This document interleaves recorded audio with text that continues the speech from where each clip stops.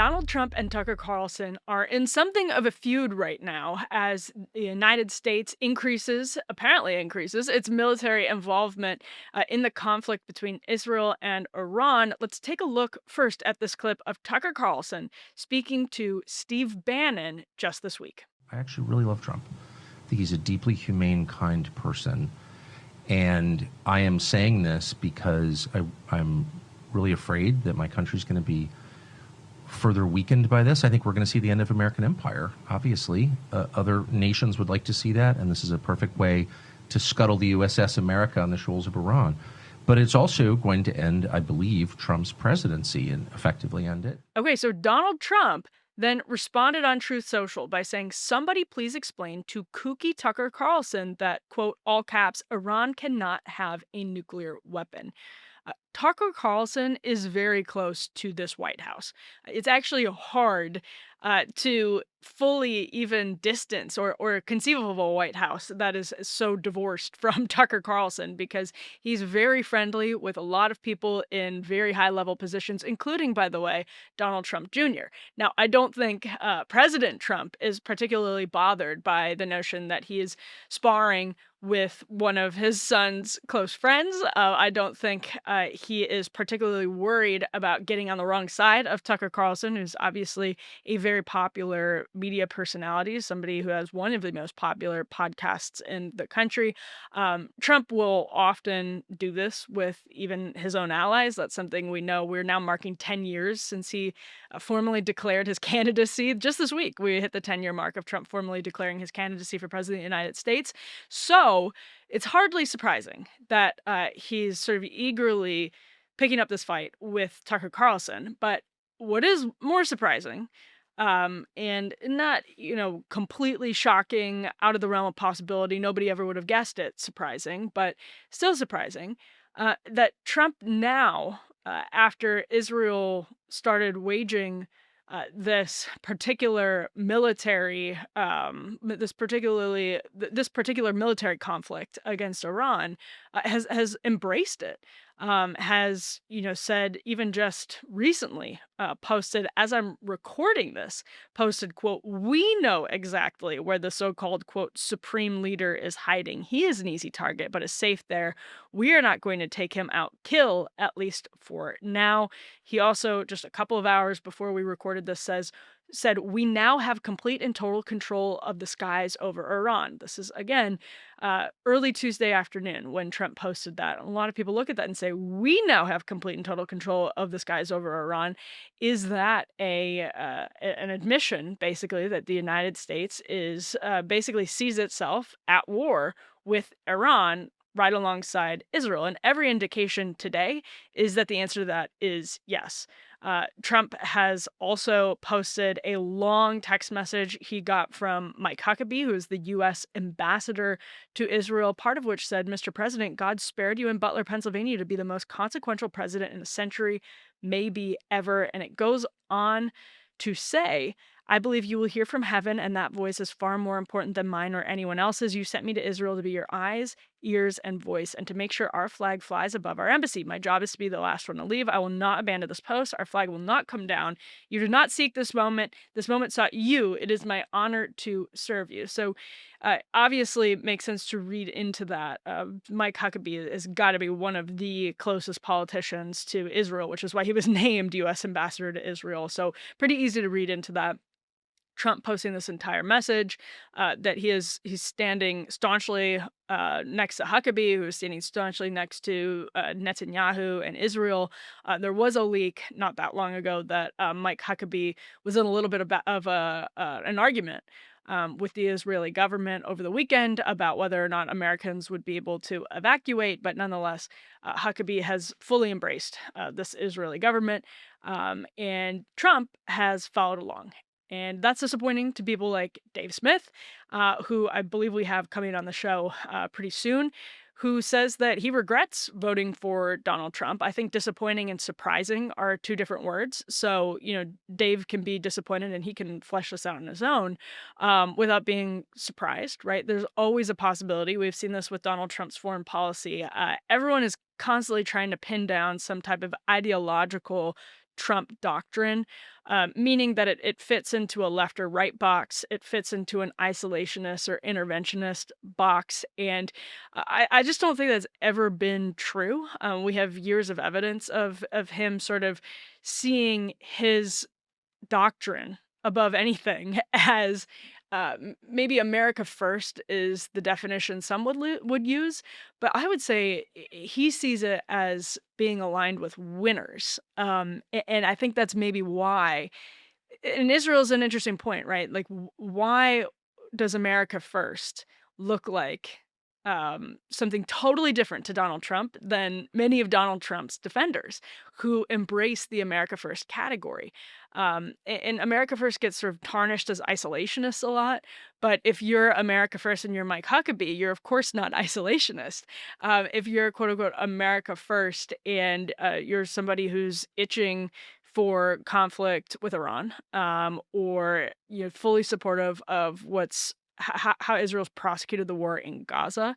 You're totally on the other side of what America First means to, or from, for example, Tucker Carlson, or the way that Dave Smith sees it, and something like that. So why is Trump's definition of America First different? And I think it comes down to that. He wants to be aligned with winners and with strength and with power. Maybe there's like a Nietzschean analysis or a Freudian analysis even that you could do of that. But ultimately, Trump is now on the different side of Tucker Carlson and Steve Bannon and even Tulsi Gabbard. Tulsi Gabbard was, according to Fox News, left out of a meeting on Sunday to discuss potential escalation with Iran alongside Israel. Tulsi Gabbard was not at a Camp David meeting where a lot of Trump's closest advisors, just about all of his closest advisors, including Marco Rubio, were. According to Peter Doocy, a U.S. official said that DNI Tulsi Gabbard was not invited to last week's Camp David retreat, where President Trump convened senior national security officials to discuss the Middle East. This was Sunday, June 8th, I should say, not last Sunday, but the Sunday before it. She had a scheduling conflict with National Guard orders, according to the Ducey report, but was never invited in the first place. Now, Tulsi Gabbard is not some random member of the administration. She is the director of national intelligence. That entire meeting, presumably, would have been about, you guessed it, the intelligence. Tulsi Gabbard testified not long ago, actually, that the U.S. intelligence assessment was that Iran was not building a nuclear weapon. That was as recently as March. And actually, J.D. Vance answered a question about that today. J.D. Vance, when Cassandra McDonald replied to him that Tulsi Gabbard and the 18 U.S. intelligence bodies backing the opposite findings of what he said about Iran's nuclear weapon, what Vance said about Iran's nuclear, enrichment advancement less than 8 weeks ago. Cassandra McDonald goes on to say, were they wrong or lying? JD says, no, I'm not saying that. First off, Tulsi's testimony was in March, and a lot has changed since then. Second, if you look at what she said then, her point about uranium enrichment is consistent with what I wrote above. Trump had been asked actually about that assessment relayed by Tulsi Gabbard on Air Force One. And this was earlier this week. Trump says, I don't care what she said. I think they were very close to having one. And that's obviously, he's referring to the nuclear capability in that exchange. So this is really interesting. And it now means that when it comes to this issue, there's a significant schism in MAGA. So the question is, what does this mean for Trump's Iran policy going forward? And then what does this mean for MAGA going forward? Well, I think we already know what it tells us about Trump's Iran policy going forward, because all of the speculation, and you could do a full-length documentary right now with the information that we have, trying to piece together the leaks that came out over the course of the last week. What was Trump doing in the lead up, right? Some people to Israel's attack, some people say that Donald Trump was carefully, and I'm talking, high level journalists, experts, analysts insist that Trump played this really cleverly. Somebody like a Hugh Hewitt. That Donald Trump was this sort of brilliant strategist who was telegraphing that he wanted peace, while in the background preparing to back Israel's preemptive, as they say, strike against Iran and conveying, back channeling his support to Netanyahu privately. And all of this allowed Iran to be caught completely off guard. So that's one bucket of people. The other bucket of people will say, well, actually, Donald Trump has been for a long time saying that Iran had 60 days to come to the table and talk peace. And at day 61, roughly, he backed the Israeli strike. And so this is all the US. Trump was behind it the entire time, similar to the Hugh Hewitt camp. Overlaps, actually, in a lot of ways.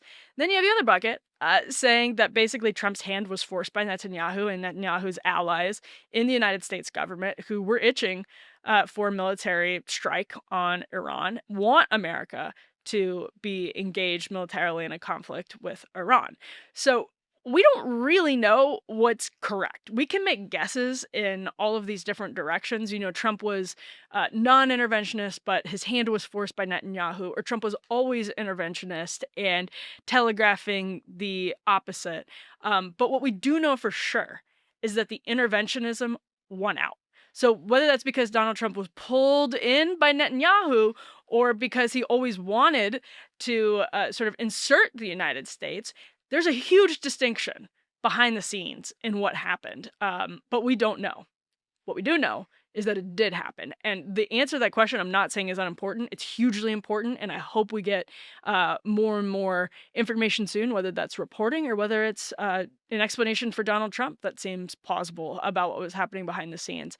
But for now, we don't know. What we do know, though, is that the United States appears to have been pulled in and appears to be increasingly involved in the conflict. So, and Trump is backing Netanyahu. That sort of tells you all you need to know. But all that is to say, this tells us about where Trump goes in the future. This tells you pretty much that Trump is his foreign policy is that he wants the United States to flex its muscles, and for all of the sort of griping by people in the new right about the bloat of defense contractors and about our broken down I shouldn't say broken down, but our our demoralized military force. Donald Trump just held a 25 to 45 million-dollar military parade on the National Mall that was sponsored in part by defense contractors like Lockheed Martin, apparently Palantir and Oracle. So again, Trump is not in the Tucker Carlson camp. He is not in the Steve Bannon camp fully. There is a difference between Trump and Bannon and Trump and Carlson, and a lot of people, I think, made the mistake of saying that those three are basically interchangeable when it comes to foreign policy. It's just not the case with Trump. So where does MAGA go in the future? Well, I think it's going to be harder for some of the ideological, non-interventionist sort of doves in the MAGA camp to say that they represent the Trump foreign policy, and to say that their allies in the administration are the ones running the Trump foreign policy. It appears through reporting that Donald Trump alone is running Trump foreign policy, and his ideology, again, bottom line, is one of what he perceives as American strength. That is very different than interventionism. It is very different from non interventionism.